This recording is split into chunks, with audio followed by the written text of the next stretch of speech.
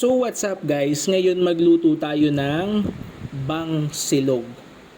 Yan. So yan yung mga nabibili natin diba, sa mga top silogan, sa mga paborito yan. So ang gawin natin umuna syempre magsunod tayo ng ating fried rice. So nagmagisa lang tayo ng maraming bawang. Yan, haluin mo lang para hindi yung one side lang ang masunog, bagkus lahat. Maluto lahat. Yan, haluin mo lang, tiyaga lang talaga. Ayan, so kapag golden brown na or brown na yung ating mga bawang, pwede natin ilagay yung ating rice. So medyo malagkit yung rice natin. So kaya dapat talaga alaga ito sa halo para maghiwa-hiwalay.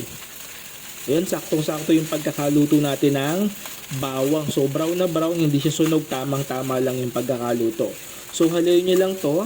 Tapos maglalagay din tayo dyan ng yan, 1 teaspoon ng asin para hindi maalat. Tapos haluin mo lang ulit.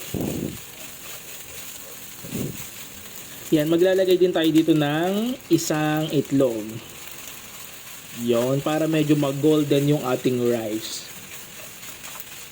Siyempre, pandagdag sarap din yan sa ating fried rice. Ayan, so ganyan lang. So pag may nakita ka mga buo-buo pa na kanin, ayan, so say bahaw na to nung kinabukasan So durugin mo lang yan, ganyan Yan, para mas masarap ang kain mamaya. At the same time, di ba, kumapit yung lasa din sa buo-buo na yon. Yan, so ganyan lang po. Pagka okay na, yan, mga dalawang kulo na, okay na po yun. Yan, ang next naman po ating gagawin, magprito tayo ng itlog. So ito yung gagamitin natin para hindi dumikit yung itlog. So magprito lang po tayo ng 2 itlog. Tapos lagyan natin ng konting asin. Ganun lang po.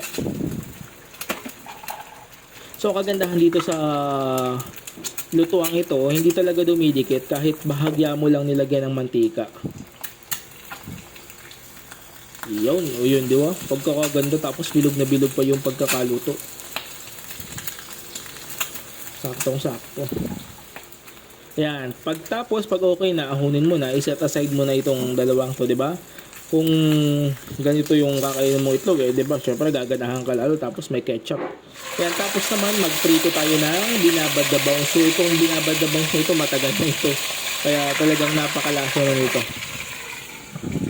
Yan, kung nakaabot ka sa video na to, nakarating ka sa parte ng video na to at nagustuhan mo, huwag niyo pong kalimutang mag-like and subscribe and follow sa aking Facebook and YouTube channel. Ayan, so balik na rin lang natin. So ayan, medyo mainit, tumatalsik sa akin yung mantika, kaya ang hirap balikin. Yan, tapos mga ilang minuto lang to and pwede mo nang ahunin. Yan, so ganyan lang po, napakasimple lang gawin ng bangsilog. Kaya lang, maraming proseso kasi tatlo, sinangag, itlog, tapos yung bangus. Ayan, so ganyan lang po, i-plating na natin. And kung nagustuhan nyo po itong video na to, huwag nyo pong kalimutang mag-like, mag-share, mag-follow sa aking Facebook and YouTube channel. So paulit-ulit, diba? So thank you and God bless you all. Bye-bye!